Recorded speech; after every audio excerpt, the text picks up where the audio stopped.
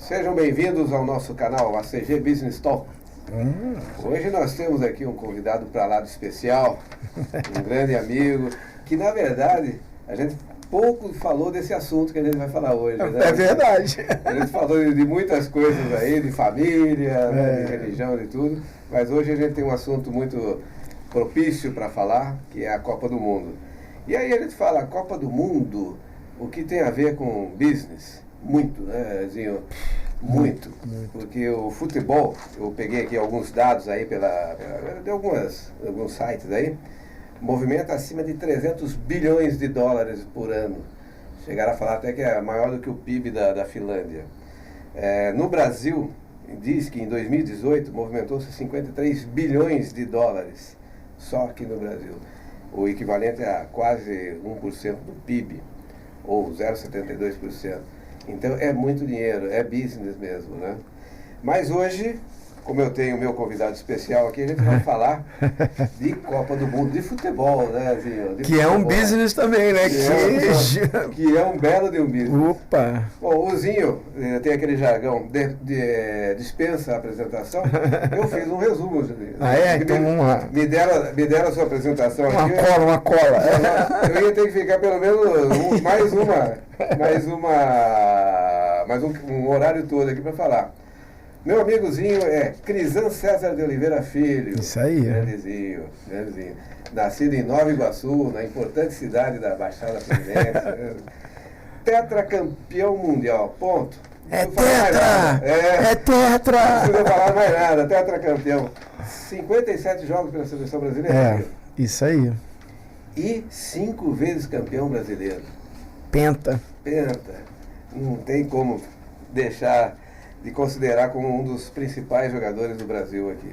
Só eu, Andrade e Dagoberto. Ah, o Dagoberto, que a gente estava tentando lembrar. O Dagoberto jogou no Cruzeiro, no São Paulo, né? Ganhou 5 brasileiros. Eu trabalho pro Corinthians. E você jogou pelo Flamengo 466 jogos, é isso? 470, né? 470 é a sua camisa. Minha camisa, 470 jogos. Pelo Palmeiras, quase 300 jogos? 333 jogos. 333? Grêmio, Cruzeiro, Yokohama. Isso. Nova Iguaçu, que é o mais importante. Minha baixada, Nova Iguaçu. E Miami, né? Em Miami. Eu não joguei. Os americanos jogaram. Não joguei. Campeão pelo Nova Iguaçu também, né? Sim, Série B. Segunda divisão. Sim, subimos para a primeira e eu joguei o jogo de estreia justamente contra o Flamengo. Na primeira divisão. Ganhamos de 1-0. Aí volta redonda. O Flamengo jogou aquela coisa que inicia o campeonato, bota o time mais amolecado. Aí vacilou, o Nova Iguaçu ganhou. Que bacana. Bom, Zinho, seja muito bem-vindo. Obrigado, Laudelino. Obrigado. Muito obrigado aí pelo convite. Eu sei que você tem uma agenda extremamente apertada, até por isso que a gente está fazendo essa. Mas assim, eu estava aqui falando em off, né? Final de ano, se aproxima a Copa do Mundo, final de Copa do Brasil, final do Brasileirão, afunila tudo, né? Libertadores. Tô viajando segunda-feira, dia 25. Segunda para terça, né? Já é terça-feira, para Guayaquil. A gente estava falando aqui, eu estava, né, dizendo da agenda. Vou ficar a semana toda lá de Libertadores. Só volto dia 1º de novembro. Não vou nem estar aqui no dia da eleição, né?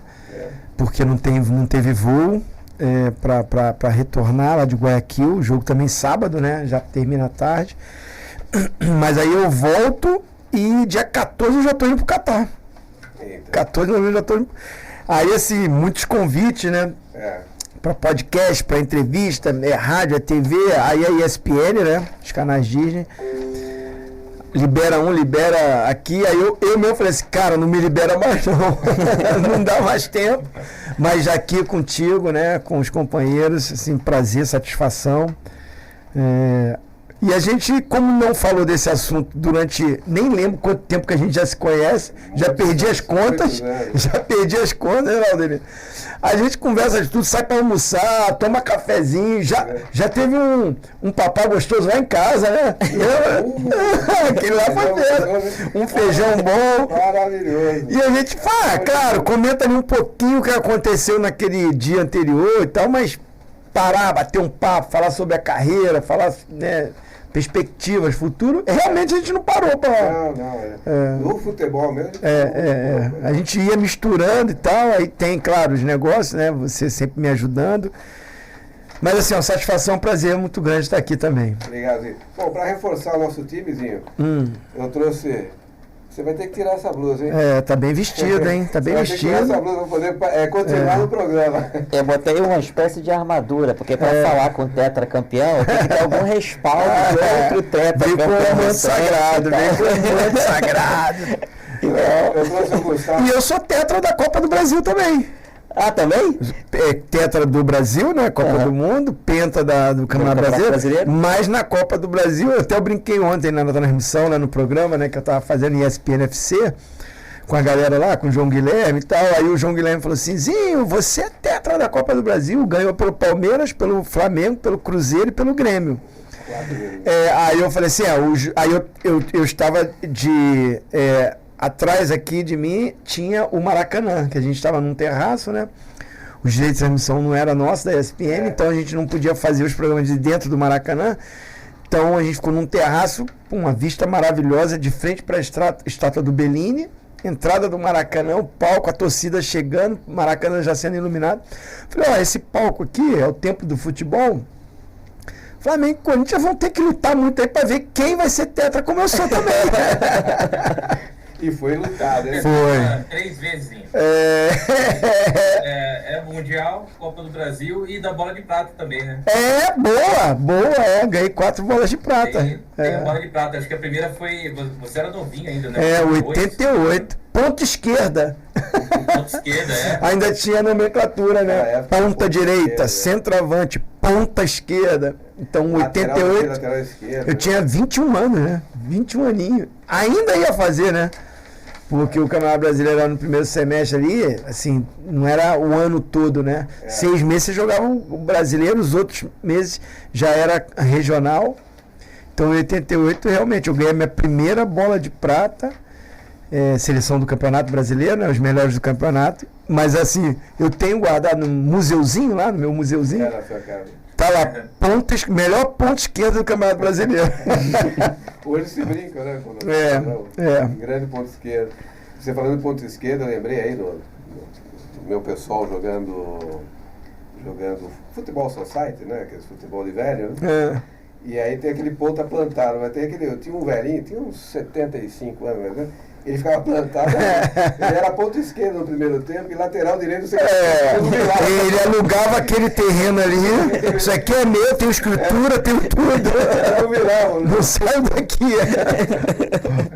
Bom, mas então eu tenho aqui o Guga Martins, se você não conhece, é um valeu, Guga. Ele nas horas vagas, ele é um advogado, tributarista, mas ele é o Guga Martins. Ele tem um samba enredo aí. Ele tem um hobby de advogado, mas o negócio dele é samba. E você sabe do samba enredo dele, é o melhor samba enredo até hoje do Ponto da Pedra, né? Não, aí eu acho que é muita prepotência. Ele ganhou vários presentes aí. Pô, que legal. Desse ano agora, 2020. Eu já curti mais carnaval, né? Até 94, assim, eu curti. Eu fui desfilar na Marquês de Sapucaí, desfilei várias vezes. Tem lá o Leões de Nova Iguaçu, né? Uma escola de samba, né? Você conhece, né? E eu não sei nem qual divisão que tá agora. Também não. Mas já chegou a ser do grupo de elite, então desfilei. Beija-Flor, que é do ladinho, né? Nilópolis, Nova Iguaçu, Nilópolis. Então ia direto. Teve uma 94, né, seleção brasileira, a véspera de Copa do Mundo, eu tinha contrato com a marca de bebida, então ela era patrocinadora, eu era até obrigado aí, uma obrigação boa, né? Sim. Aí eu fui com a Simoninha, mas foi a última vez, porque aí foi fogo. Não deixou mais não, porque a gente lá no camarote dessa marca de bebida, e assim, o camarote era todo decorado com a seleção brasileira. E os jogadores que tinham contrato era eu, Romário, Bebeto e Raí. Os 4 só que tinham contrato.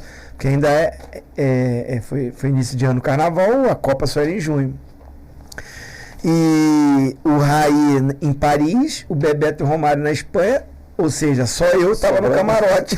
Então tinha lá boneco meu, foto e tal. Rapaz, era muito requisitado. Eu sabia que eu desfilei em 8 escolas de samba. Que isso? Nesse carnaval. 4 num dia, 4 no outro dia, além de desfilar. Você estava com preparo físico. Não, tava jogando, né? Tava bem. Ainda levei o meu parceiro de desfile, Edmundo, é mole? Aí a Simoninha falou assim, não, nunca mais você vem aqui. Eu queria falar, ela viu como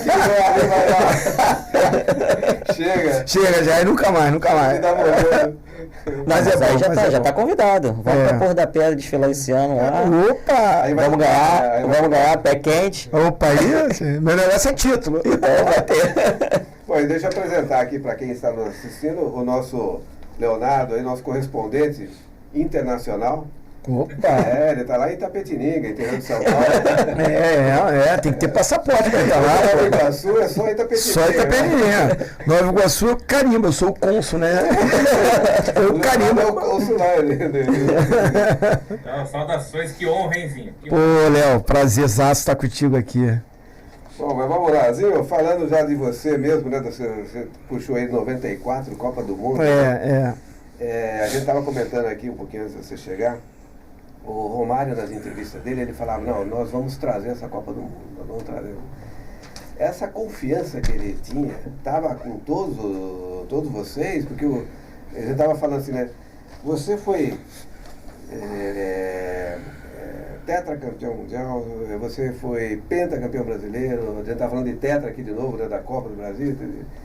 Ser campeão não é para qualquer um, sabe disso, né?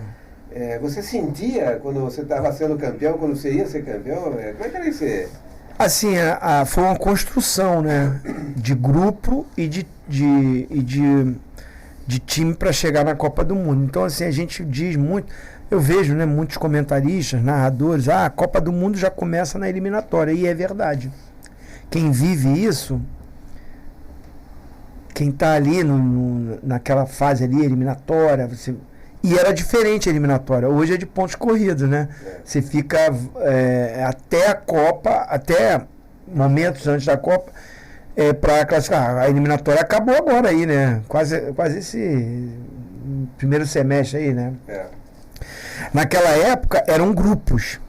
Eu lembro. Nosso grupo era Brasil, Uruguai, Venezuela, Bolívia e Equador. De 5 classificava 1. Aí sempre tem aquela coisa da pontuação que vai para uma repescagem. Então, assim, mas Bolívia, Venezuela, mas você pode tropeçar. E aí você tendo um grupo Uruguai, que é rival, então não é tão simples assim. Eu acredito que o ponto corrido vai privilegiar a melhor seleção, melhor regularidade, melhor elenco, melhor qualidade. O ponto corrido. Então você joga contra todo mundo, ida e volta. Você tropeça aqui, mas você vai dar uma recuperada e tudo, entendeu? Tanto é que é difícil o Brasil e a Argentina não ir para uma Copa. Então, assim, a gente estreia contra a Bolívia em La Paz. Altitude. E pela primeira vez na história da seleção brasileira, a gente perde um jogo de eliminatória. O Brasil nunca tinha perdido um jogo de eliminatória. E a gente perdeu de 2-0. Aí foi pressão. Aí começa. Muita pressão, vocês sabem, vocês conhecem o Brasil, país do futebol. Quantos habitantes nós temos hoje? Naquela época cantava 170 milhões, 200, agora eu nem sei quantos tem, né? Em 70 era 100 milhões. Agora são 220. 220. Então, assim, são 220 milhões de treinadores. Todo mundo... E naquela época era mais pegado. Porque Copa do Mundo, até quem não acompanha futebol, até quem não gosta muito, na Copa do Mundo acompanha, não tem jeito. Todo mundo bota camisa, hoje menos, mas assim, naquela época, pinta a rua, enfeita de bandeira. Eu lembro a minha Baixada, Nova Iguaçu, a minha cidade, a festa que fizeram para despedida minha para a Copa. Então, assim, muita cobrança, muita pressão, assim... O nosso país é uma dimensão enorme, é tão grande geograficamente, que é incrível, tem rivalidade de escolhas de jogadores e treinador em cada região. Em São Paulo preferia tal treinador, aqui é outro, ali é outro. E aí não vem o resultado, vem a cobrança. Então eu lembro que a gente foi pegar o segundo jogo, se não me engano, no Equador, foi empate. Pressão, pressão, pressão, pressão, a ponto do Parreira pensar em sair. Foi uma coisa decidida, determinada, mas tinha essa conversa. E aí a gente volta, porque era aquela coisa, né? A gente jogava, tinha um dia de folga e voltava para a Granja para continuar treinando. Em alguns meses decidia-se a vaga, não é pontos corridos que você fica anos e anos jogando, né? 3 anos jogando eliminatória. Naquela época era naquele período. E aí a gente na Granja, o grupo se reúne, eu não sei quem puxou isso, se foi o Ricardo Rocha, se foi o Ricardo Gomes, Branco, os caras mais experientes.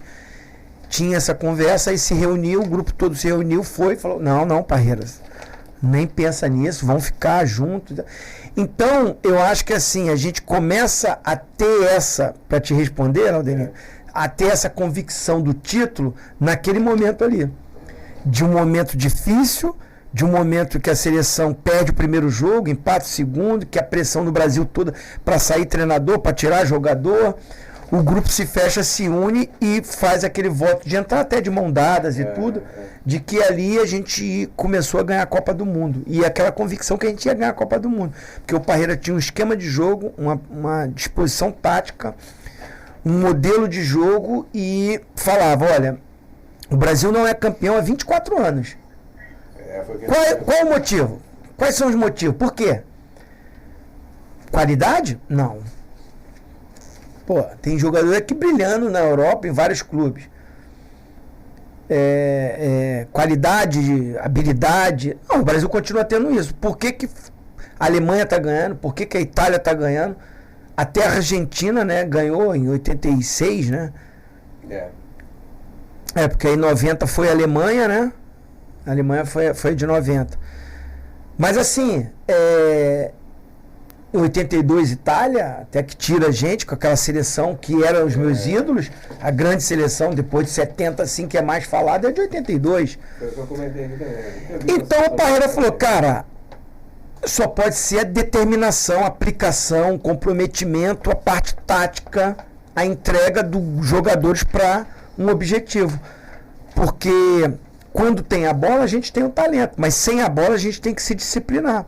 Vamos fazer o que a disciplina tática de um italiano, de um alemão. Então por isso que a gente jogava num 4-4-2, 2 linhas de 4 muito forte, guardando as posições. Eu fui até muito criticado, né? Você tá porque no Palmeiras eu era um meia articulador que chegava na frente, que fazia gol, né? Aparecia muito mais ofensivamente. Então nesse sistema de jogo eu mantinha mais o lado esquerdo, eu cumpria mais uma função de voltar pelo lado, marcando o lateral ou fechando como um segundo, terceiro volante. Quando o Mauro Silva saía, o Dunga saía de um lado, o Mauro Silva fechava, eu fechava. Então tinha liberdade de organização de jogo pelo lado esquerdo, mas era uma coisa mais tática. Não gosto de usar a palavra, não vou nem falar, mas assim, muita gente fala assim, uma seleção que é engessada e tal. Não era. Tanto é que hoje o mundo joga assim. Então, assim, Guardiola, Klopp, Mourinho, nem se fala. Mourinho até é taxado como aquele cara que estaciona um ônibus na frente da zaga, mas não era assim, porque a nossa seleção foi a seleção que mais teve posse de bola durante toda a Copa do Mundo, que acertou mais passes, que trocava mais passes, que sofria menos ataque do adversário, a ponto de uma semifinal contra a Suécia, semifinal de Copa do Mundo, nós chutarmos 23 bolas no gol e a Suécia chutar 3 no nosso. Numa semifinal de Copa do Mundo. Mas assim, 1-0, quem não viu e tem esse rótulo, fala, ganhou, mas também de 1-0, mas vai ver o jogo. Vai assistir, né? Cara, foi um atropelo, assim, a Suécia não chutou 3 bolas no nosso gol. Essa participação tática que você teve em 94 foi... Mas só completando, Aldenir, então, assim, eu acho que essa convicção do título que o Romário fala na Copa, tudo, ela já vem antes.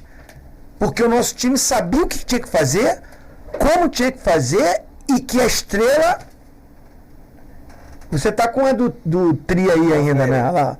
Ele tá com a só de 3 estrelas. A gente já tá aqui com Penta.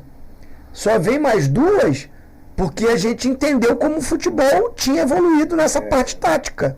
E começa em 94, por isso que vem, tetra! Que o Galvão Bueno gritou lá com o Pelé abraçado, né?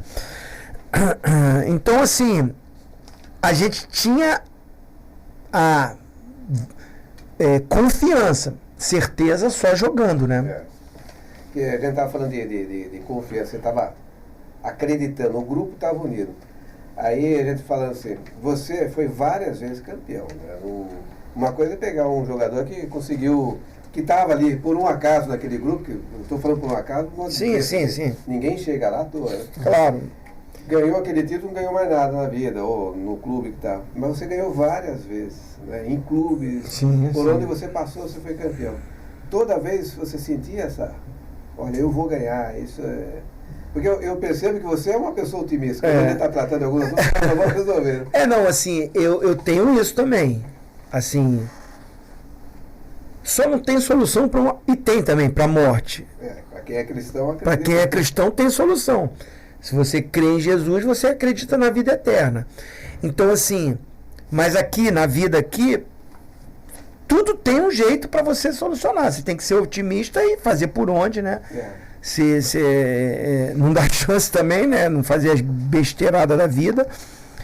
Então, assim, eu botava na minha cabeça assim, o Tetra foi em 94, nós estamos em 2022, tem 28 anos, né?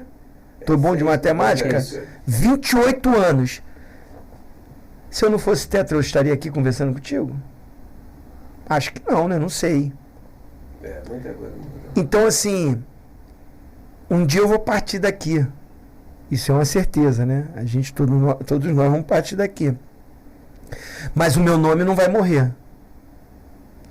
O Tetra, as conquistas, os títulos, daqui a 200 anos, os nossos bisnetos, como é que fala depois de bisneto? Tataraneto. Pô, meu tataravô foi campeão do mundo lá em 94 e tal. Então, assim, o título eterniza o teu nome, né? Assim, parte financeira é importante, a gente aqui, né, todo mundo tem que trabalhar, ganhar o seu dinheiro, o seu sustento, muitas coisas, assim, mas ser campeão, tanto é que, assim, a divisão do nosso prêmio lá, do nosso bicho, né, que fala, teve briga em 90, discussão de patrocinador, disso, daquilo, dividiu meio grupo, virou uma bagunça. Os caras de 90 trouxeram isso como experiência e eu lembro na gente na reunião para decidir prêmio. Quem joga, né, no futebol tem isso, quem entrou e jogou ganha 100% do bicho, porque apareceu na telinha, entrou dentro de campo, jogou, suou, chutou. Quem fica no banco não entra 50%. E quem só foi relacionado é 25%. Essas histórias são ótimas, né? Gera uma competitividade, pô, quero tentar jogar. O outro tá no banco, quero entrar. E naquela época ficava menos gente no banco, né? Entrava menos. Não tem agora, são 5 substituições. Agora pode ser convocado 26. Então a disputa era maior e tudo. E aquela coisa, cara, a primeira coisa que falou, o negócio é o seguinte: se eu jogar todos os jogos como titular, quanto que ganha, né? Porque vem uma premiação, desse número se divide pelo número de componentes da delegação. Porque ganha todo mundo. O roupeiro ganha, o segurança ganha, mas tudo é porcentagem. Um roupeiro ganha 10% do que o Zinho, o Romário, que foi titular, ganhou. Entendeu? Aí o cara que foi porque não tinha celular na época. Não tinha internet ainda. Então a CBF levou um telefonista, o cara ficava numa central e ele que passava tudo por ele, para ele passar para os nossos quartos. Até para filtrar e não ter aquela coisa de bagunça. Então eu dava o nome lá, se a Simone, tal, é minha esposa. O Crisandro é meu pai, minha irmã. Então tinha essa coisa. Então a imprensa não conseguia falar com a gente. Isso foi uma coisa também que a gente comprou um barulho, né? Porque antigamente entrava dentro da concentração, fazia filmagem, os caras entravam dentro do campo. Começou a mudar aquela coisa, né? De entrar dentro do vestiário, não tinha liberdade. Empresário de jogadores não podiam entrar. Antigamente acabava o jogo, entrava todo mundo. Não. Então, 94, eu digo que não é só o Tetra, marcou um profissionalismo. Um comprometimento tático e um profissionalismo. Ó, cara, daqui pra dentro é o time, é a concentração, é o foco no jogo. Dia de folga, cada um faz o que quiser, cara. Ó, você tá liberado desse momento até esse momento. O problema é seu. Assuma suas responsabilidades. Mas assim, você tá livre. Então, só para completar, esse bicho, os caras falam, sabe o negócio? Igual para todo mundo. Os caras, mas como assim? Não é. O cozinheiro lá, ele é fundamental. A comidinha boa, porque a CBF levou feijão, levou as coisas todas. Cara, então era tudo feito com um produto que foi levado só pra gente ali. Não dava pra botar, que nem o branco lá na Copa, lá que o Maradona disse que botou uma aguinha batizada, lembra? Então, cara, foi tudo detalhado para chegar ao Tetra. Inclusive essa parte da premiação. Cara, tu imagina aquele cara ali, o roupeiro, que, claro, financeiramente o salário dele nem se compara com o do jogador. Eu posso falar, gente, eu ganhei $100 mil para ser campeão do mundo, o prêmio da CBF lá que vem.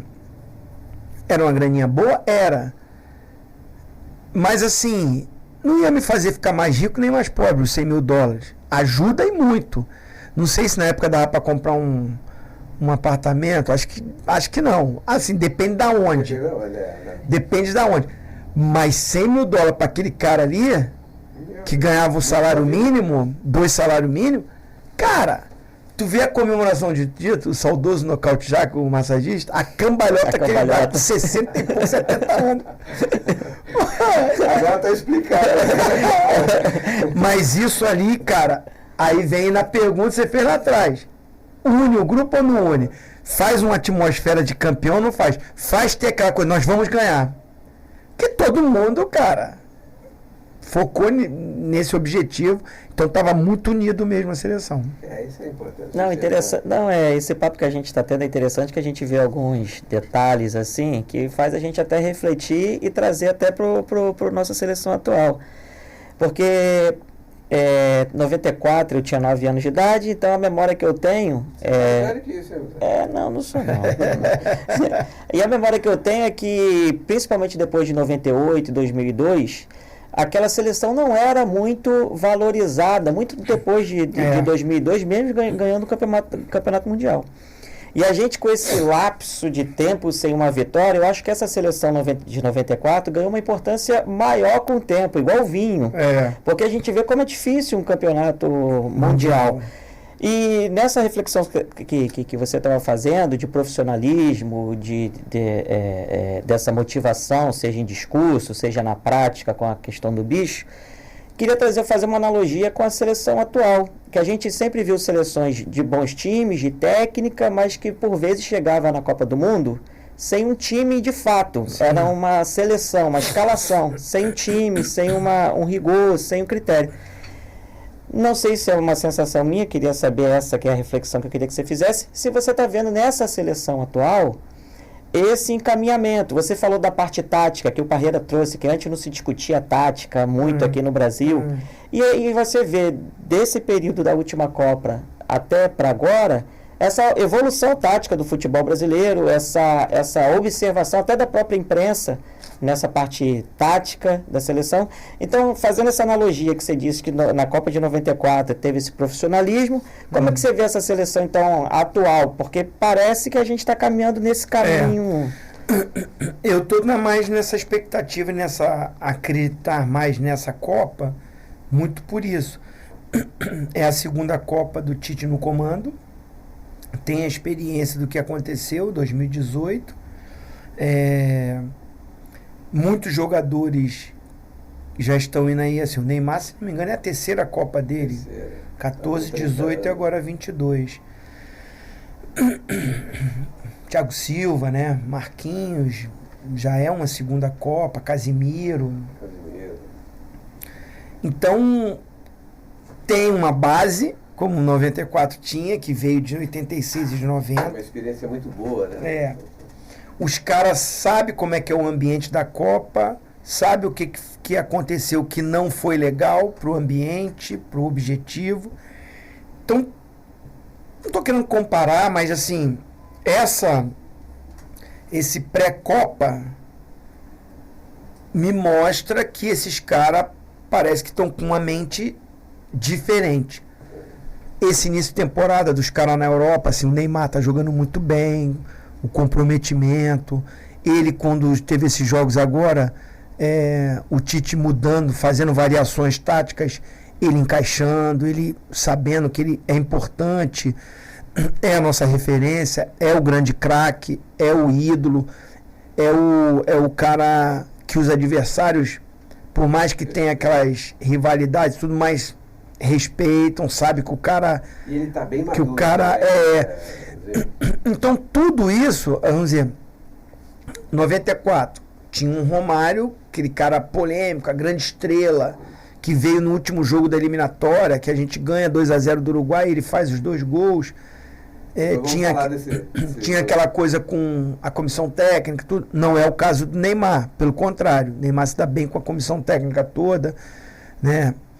Mas ele é esse cara que gera muita polêmica fora do campo, né?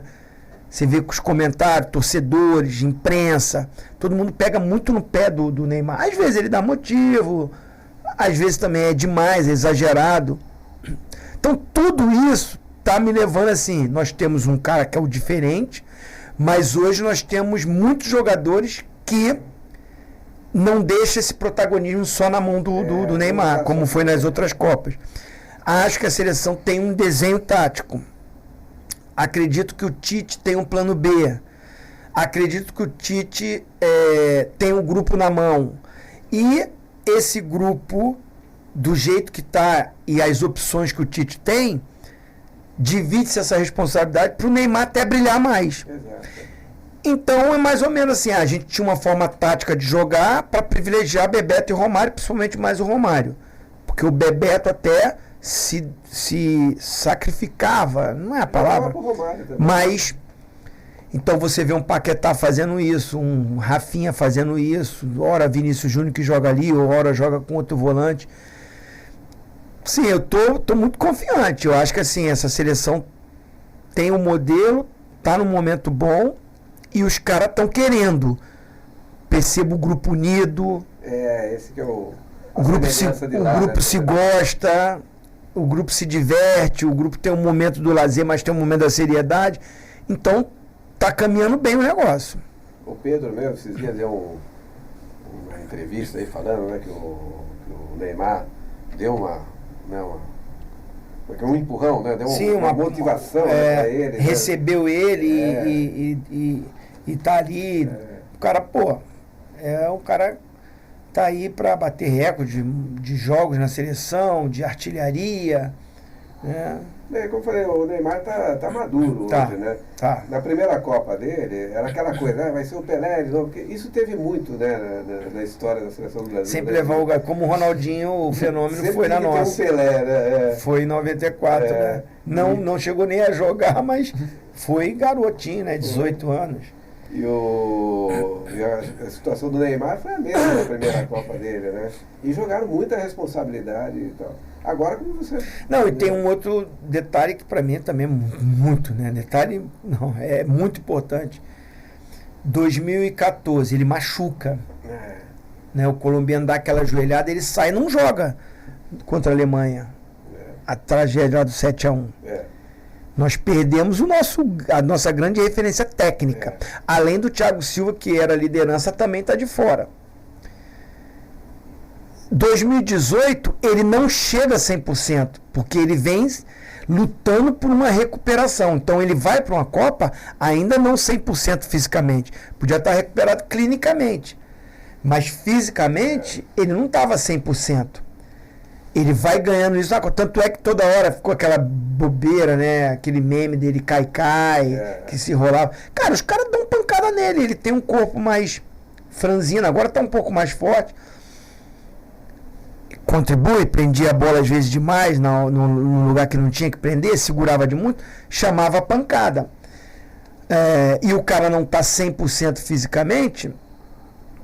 Agora não, me parece o Neymar, e tomara que continue assim, que não tenha nada, mas ele está clinicamente bem, fisicamente se preparando cada vez mais, vai estar no meio da temporada europeia para chegar na Copa, tem tudo, né, se Deus quiser que nada aconteça, ele chegando assim é diferente o cara jogar uma Copa sem nada, sem dor, sem problema, dorzinho, uma pancada, mas assim, sabe? Não veio de lesão, de recuperação. Essa data da Copa do Mundo, que também propiciou isso, como você falou agora, né? No meio da temporada. Normalmente a primeira Copa, né, na história no final de ano. Porque quando é final de temporada, como a gente fala no jargão, é final de feira, né? Tem um quebrado aqui. A possibilidade de contusão é maior, né? Porque o nível de desgaste físico, emocional, tudo é grande. É um tiro curto, 7 jogos. Não tem o que você economizar. E você está vindo de uma temporada toda, de mais de 60 jogos, de competição e tudo, e vai para uma Copa num tiro curto, que você tem que estar voando, você pode ter uma lesão, pode ter uma contratura, pode ter uma distensão.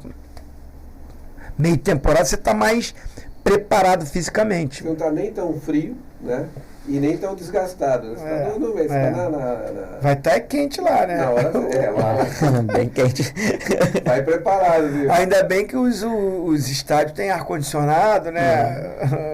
A estrutura, estou dizendo lá. Você vai estar tranquilo, né? Quero ver quem vai estar no meio do campo. O problema é na rua, né? Fazer matéria, fazer essas coisas. Maisinho, falou da seleção, mas o que pode ser a nossa grande pedra no sapato, nossa grande concorrente nessa Copa? Acho que a Argentina vem forte, né? Que a Argentina é a atual campeã da Copa América. O Messi também parece que, igual o Neymar, o Messi conseguiu unir a seleção argentina, pelo menos a impressão de quem está vendo de fora, né? Boa. Ou é a França, né? Que a França tem, acho que hoje os maiores craques também no seu elenco, né? Quem que seria a grande... Essas duas são, né? A Argentina sempre é igual ao Brasil, né? A Argentina, quando entra numa Copa, pela qualidade técnica e tudo, é considerada a favorita, e eles cresceram, né? A reta final da eliminatória, conquista da Copa América, muitos jogadores também indo bem na Europa, tem um bom elenco e tem um craque, um cara diferente como a gente tem também, que é o Messi, né? Mas assim, não vejo acima do Brasil, não vejo mesmo, não é negócio de patriotismo, não é a rivalidade com a Argentina, tá entrando também, chegando dessa forma, como uma seleção.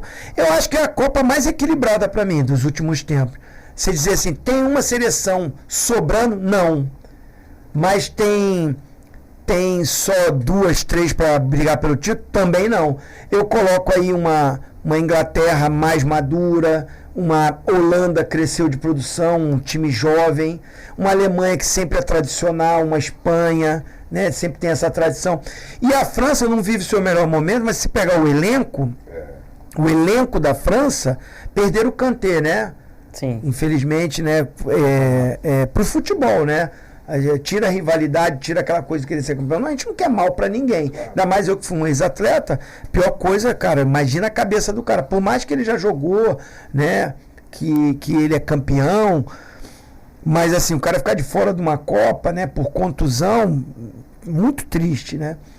Mas assim, tem jogadores, tem peça de reposição, tem um trio ali de ataque, né, Benzema, Mbappé e Griezmann muito forte. Tem um Pogba que está recuperando aí, não sei como é que vai chegar. Mas tem individualmente muitos jogadores talentosos, né? Essa geração da França. E é a atual campeã do mundo. Rosinho, e é possível repetir uma final aí, Brasil e França? É possível. A gente tem que ver, né? Assim, certo, a gente sabe que o grupo que a gente vai enfrentar nas oitavas sai de onde está o Uruguai, aonde está não, é Uruguai e Portugal, né? as oitavas. Uruguai, Portugal, Gana, Coreia do Sul. Então todo mundo fala muito de Uruguai e Portugal serem os favoritos desse grupo. Mas Copa do Mundo, tem que jogar. Mas já é um embate forte. Mas dessas seleções, Brasil... Se tivesse que botar uma grande favorita. Não consigo colocar o Brasil como uma grande, não. No patamar dessas... Eu acho que assim, Brasil, muita gente está botando Brasil, França e Argentina. Eu não. Se tiver que escalonar, mas assim, é percentual bem baixinho, tá? Certo. Eu colocaria Brasil e França. Depois ali, bem pertinho, eu colocaria Argentina, Bélgica, Alemanha. E aí as surpresas ali, Holanda, Inglaterra. Dinamarca também, né? Mas assim, aí são as surpresas como aconteceu em 2018, que chegou a Croácia na final. A Bélgica na última Copa já teve um desempenho bom, né? Você acha que vai repetir? Porque eu acho que assim, praticamente a última Copa de muita gente ali, De Bruyne, Hazard, Lukaku, não sei, tá entendendo? O Vitor, então... mas é uma seleção cascuda, experiente e muito bons jogadores. E o período, se esses caras estão no final de temporada, eu falaria assim, os caras acima de 30 anos, final de temporada, depois de uma maratona, mas é meio de temporada, acho que chega forte. É uma seleção boa. E como ele falou, Dinamarca, assim, o grupo do Brasil não é simples. Sérvia, Suíça, sabe? Camarões eu digo assim, Camarões, físico. Vai ser muita imposição física. Suíça, muita tática, muita disciplina, né? O coletivo. E a Sérvia, que é o primeiro jogo do Brasil, do dia 24, eu acho que é o jogo mais difícil, porque eles têm uma técnica boa. Sabe? Fazendo aquele... artilheiro, Tadic. Então, assim, tem um grupo... O Brasil é o favorito no grupo? mas, cara... nós não temos uma seleção tão tradicional como, tipo assim, acho que Alemanha e Espanha, né? Estão no mesmo grupo. Isso, Alemanha e Espanha. Vai ter já um embate aí, Alemanha e Espanha jogando na fase de grupos. Vai que um vacila ali, porque é Japão, né? Japão e Costa Rica. Sabe? Vai que dá um vacilo ali. Mas eu acho que o do grupo do Brasil é mais regular ali. Tem Alemanha e Espanha aqui, Japão e Costa Rica bem abaixo. O Japão pode incomodar, mas sim, há uma diferença. O do Brasil, o Brasil tá aqui, os outros estão... Camarões não tá vivendo seu grande momento, mas os caras correm, né? Estão lá. Malandro. Eu joguei contra eles em 94. Inclusive o treinador da seleção de Camarões era bem safadinho ele, né? Gostava de dar umas pancadas sem bola, não tinha tanta câmera assim, não tinha tanto celular, não tinha essa coisa. Ele me deu uma joelhada sem bola, a bola do outro lado do campo, eu lá olhando, sabe? Tu tá olhando o lance, se preparando, tu não tá preparado pra um cara vir te dar uma joelhada, tu não tá nem... Quando tu vai pra uma dividida, tu vai já travado, musculatura, preparado pro choque. Tu tá aqui sem saber, o cara vem te dar uma joelhada. Eu fiquei uns 2 dias para recuperar o tostão que ele me deu. Paulistinha, que diz em São Paulo, aqui é tostão. Mas, Zinho, tem um detalhe também, né? O grupo da seleção tem 2 europeus, né? A seleção não tem jogado com europeus, né? Mas eles também não têm jogado com a gente. Tem isso. Agora, você falando das seleções aqui, que nem a Sérvia e tal, uma grande diferença que tem de 94 para trás, inclusive, e para a história de hoje do futebol, é assim, hoje está mais nivelado por causa disso, porque a Champions League, os jogadores são todos espalhados pela Europa jogando, se conhecem e tem o mesmo nível, às vezes até melhor. E antigamente a diferença nossa aqui do futebol brasileiro para o futebol lá europeu mesmo era grande, né? E hoje você fala, né? É tático e muito físico. Sim. Antigamente, tanto é que hoje, né, na categoria de base aí, menino de 15 anos tem que estar com 1,80 já para poder jogar, né? Nós estaríamos fora, né? Para me ser aprovado, hein? Magrelinho, mas magrelinho saindo de Nova Iguaçu para chegar hoje Eu não tenho altura e não tenho habilidade, eu tenho que... Assim, eu acho que assim, eu não gosto de comparar épocas, né? É obra de arte. Você pegar um pintor hoje pro de antigamente, cara, só um momento diferente, a tinta é diferente, o pincel é diferente, tanta coisa que mudou, a tecnologia que entrou, né? Hoje o cara acho que nem pega, né? Ele programa tudo lá, o computador... Então, assim, é aquela nossa época. Eu lembro o ônibus que a gente pegava para ir da concentração pro jogo, cara. A gente fazendo sambão dentro. Era aqueles ônibus de corrida aí normal aí.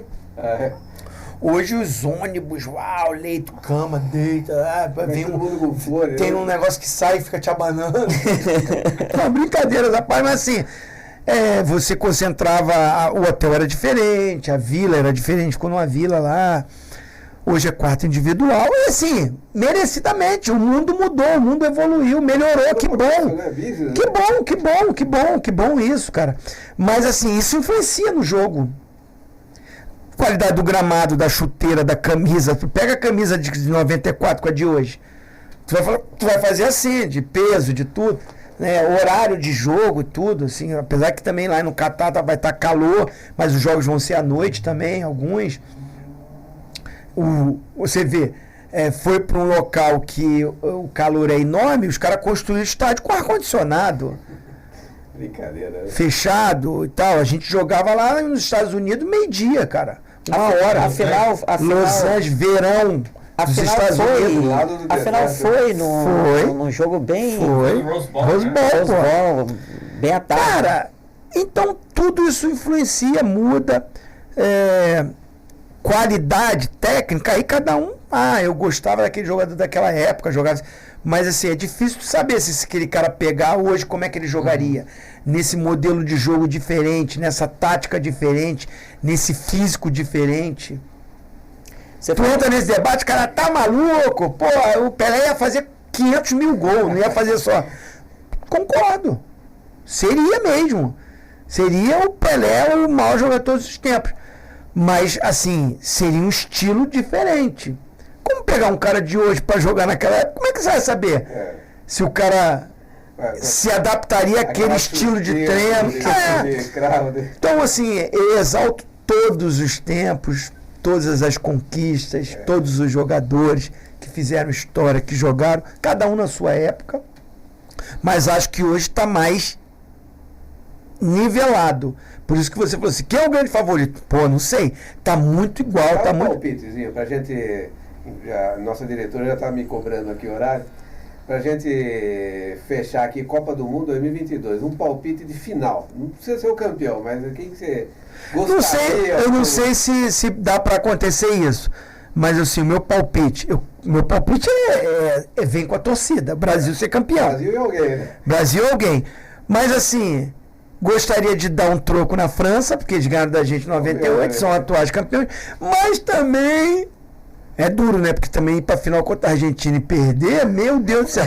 Mas também ser campeão em cima da Argentina seria legal. Não sei se dá pra ter esse... Eu acho que o cruzamento com a Argentina não aí muita gente fala assim, não queria pegar a Alemanha pra dar o troco. A gente já foi campeão do mundo em cima da Alemanha. Porque fica muito essa coisa do 7-1, do 7-1, mas em 2002 nós fomos campeões do mundo em cima dele, metendo 2-0. Mas assim, tem que dar um? Vou dar 2, né? Brasil e França ou Brasil e Argentina. E aí, campeão, claro. Eu sou Brasil e França, você... Eu sou Brasil. Não, final. Final? Brasil e França. Brasil e França. E aí, Lê? O nosso correspondente internacional aí. Eu prefiro bater na Argentina. Pôzinho, olha, a gente tem... muito assunto para conversar. É verdade, tem que marcar outro. De Nova Iguaçu, né? Vamos marcar um agora, falar só do Campeonato Brasileiro, outro da Copa do Brasil. Voltando, você vai ter que descansar no final do ano, a gente pode fazer. Vamos. Vou ter umas fériasinhas, né? Merecida, né? Depois de 40 dias lá na Copa. Voltando com o Hexa. Isso. Aí eu completo no dia 4 de janeiro, 30 anos de casado. Parabéns. E no dia 11, 50 da minha esposa, é a comemoração. Parabéns de novo. Bom, eu faço 51, eu faço 61, dia 3 de dezembro. Né? Uau! Eu já estou convidando você aqui para... você também está convidado. Zinho, mais uma vez, muito obrigado. Eu tenho 2 camisas aqui, se você puder autografar para quem for assistir o nosso canal. Opa! E, logicamente, vai ser sorteado, né? Aí. Aí, Lê. Daqui a pouco vai ter mais uma estrela aqui. Explica aí, Lê, como é que vai ser o... Então, vamos lá. Basta seguir o Instagram da Assistencial, né? Curtir o post oficial, seguir o nosso canal no YouTube, podcast ACG Business Talk, comentando o post oficial no Insta, marcando 2 amigos. Vamos lá, hein, turma. É uma camiseta retrô, né? Da seleção brasileira, retrô. Eu queria pegar um modelo de 94zinho, mas eu não encontrei, infelizmente. Mas da próxima a gente vê se... Eu não mandei a minhazinha. Não, tá bom, tá bom. Já tô acostumado aqui com... Uma lembrança do Tetra, hein? Aí. Essa aí. Diz o João Guilherme, é o Tetra. Eu quero essa aí. E que vem o Hexa, né? Eu quero essa aí. Aí, galera. Aí. Obrigadozinho, mais uma vez. Vou assinar outra também. Eu que agradeço, obrigado aí. Pô, passa rápido, hein? Rapidinho isso daqui. Pô, Laura e a... é tanto papo, né? Eu dei a camisa para assinar pro Zinho aqui? Agora, então, todo campeonato, a gente observa a cambalhota do massagista, do roqueiro. Por ali você vai... Ali a gente já sabe. Aquela cambalhota do Vampeta na rampa lá do palácio, então... Mas ali foi que...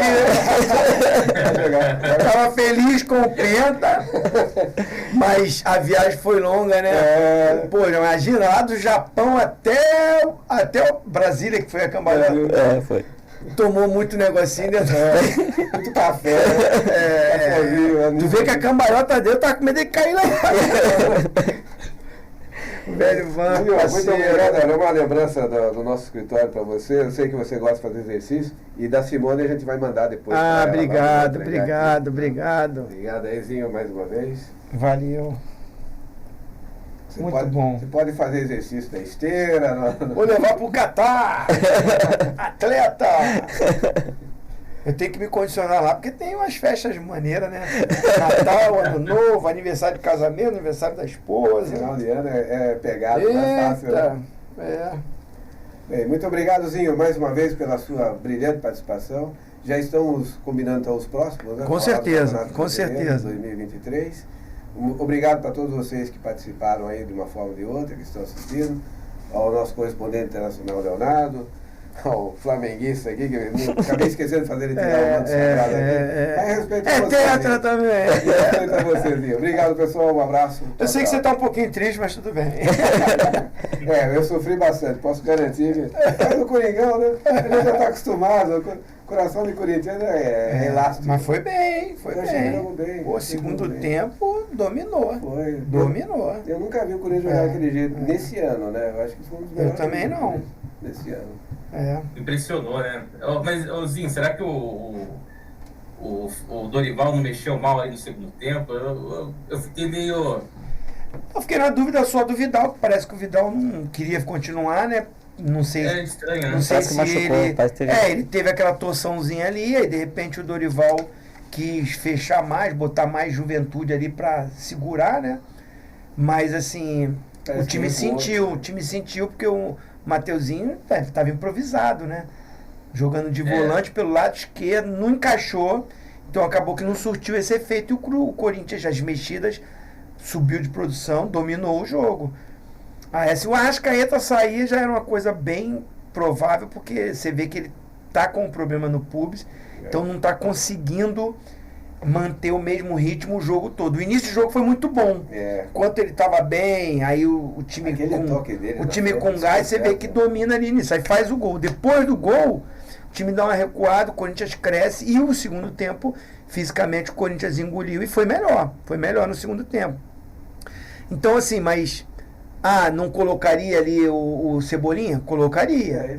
Não colocaria, de repente? Podia escolher, mas assim, era o Vitor. Agora, não contava que o Thiago Maia ia sentir. Também. E aí tu não tem já o João Gomes. E não tinha também os garotos da base, que jogam ali, o Danielzinho e tal, de volante, que também estava lesionado.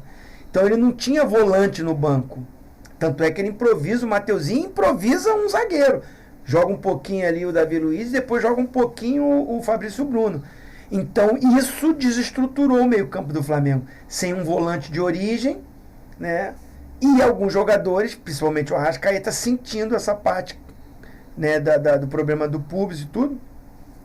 E aliado a isso, o bom rendimento do time do Corinthians. No meio do campo, o Corinthians ficou perigoso ali para o Flamengo. Né, Zinho? Porque os últimos jogos o Corinthians eu acho que o segundo tempo do Corinthians foi muito melhor do que o jogo todo do Corinthians lá na Neoquímica. Na Arena.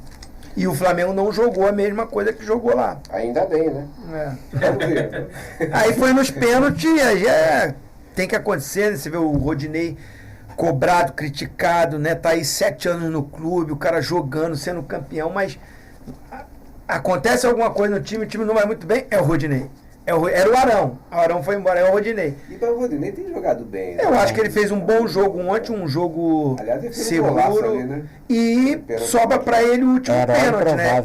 Eu vou te falar assim, cara. Claro que assim, eu não estava trabalhando, eu estava só assistindo, eu fiz o programa na ESPN antes. Então, eu, na minha casa e tal, eu viro também um torcedor. E entre Flamengo e Corinthians, é claro que eu estou torcendo pro Flamengo. Né? A minha identificação, a minha raiz é no Flamengo. Né? Então, mas eu vibrei mais, não foi pelo título só do Flamengo, eu vibrei mais pela história do Rodinei. Eu confesso que fazia tempo que eu não vibrava com uma conquista do Flamengo, ou um título, porque você fica muito profissional, né? Eu na minha área de comentarista, então você acaba focando muito nos comentários, principalmente quando é o jogo, então, cara, você zera aquela coisa de você ser um cara que jogou no clube. Fiz final Flamengo e Palmeiras, eu vou torcer para como? Eu joguei nos dois, fui campeão nos dois. Você trabalhando é imparcial, você tem que ali comentar o jogo. Mas é interessante isso, assim, você ainda se emociona com uma final de Então, ontem eu me peguei como um torcedor em casa. Na hora do gol, vibrar, gritar, quase pular na piscina gelada, sabe? Pela história do jogo, por quem foi bater o pênalti. Eu gosto muito do Rodinei, acho ele um garoto muito bom, uma pessoa muito boa. E, cara, eu como sofri muitas críticas também, fui muito elogiado, mas sofri muitas críticas, sei o que ele estava passando. E não deve ter sido fácil ele pegar aquela bola no meio campo e caminhar ali, sabe? Eu já participei de disputa de pênalti, já bati em pênalti decisivo, já fiz, já perdi. Então, assim, eu tô ali assistindo. Naquele momento não é como comentarista, é como um torcedor, né, rubro-negro, que eu sou, mas ao mesmo tempo me colocando como um ex-atleta, cara. Pô, cara, esse cara não pode perder esse pênalti. Nada contra o Corinthians, sabe? Zero isso. Tinha ligado você bem na hora. Mas é assim, se o Rodinei perde aquele pênalti, meu Deus do céu. Nossa. Então eu me coloquei no lugar do cara. Falei, cara, que adrenalina. Que pressão nesse cara. A pressão tá do nosso lado agora. Pô, é diferente. Tá pegando no pé do Vital. Eu participo de vários grupos aqui, né? E muita gente criticando o Vital. Mas é isso que eu tô te falando. É o que eu vou falar do Rodinei. Se o Gabigol perde, ia ser cobrado, ia ser criticado, mas o Gabigol já fez gol de título. 2, né? Contra o River Plate. O Gabigol é o grande artilheiro do Flamengo na Libertadores. O Gabigol é o cara da seleção. O Gabigol, com todo o mérito, joga demais. Tem uma história de título. Vão pegar no pé, pegariam no pé, mas mais à frente ali ele jogou, ganhou um título. O Rodinei, eu não sei se conseguiria jogar de novo. Um próximo jogo. É o Vital. O Fagner perdeu. Tá tendo cobrança? Tá tendo crítica? Tá, mas é o Fagner. Mas é o Fagner de Copa do Mundo, de campeão do mundo pelo Corinthians, já entregou muito pro Corinthians. Agora, coitado do menino, do Vital, não tem uma história ainda, vem, é contratado, é emprestado, sai, vai embora, volta. O Vitor Pereira começa a dar uma chance, aí o cara vai... Sabe o que eu acho complicado, Zinho? Tem gente, torcedor jornalista, que também inflama. Eu vi muita postagem de torcedor jornalista, que tem milhões de visualização, inflamando. Pô, o Vital bateu o pênalti na lua, tem que ir direto para RH. Pô, inflama a torcida. Com certeza. Irresponsabilidade. A torcida não pensa igual. Eu frequento estádio, meu pai frequentou mais. A torcida nossa, do Corinthians estádio, ela não xinga jogador. A gente não por sinal, a torcida do Corinthians deu show no Maracanã ontem. Você viu o barulho? Teve um momento que ela calou a torcida do Flamengo. Eu vi só o... Foi. Agora sim...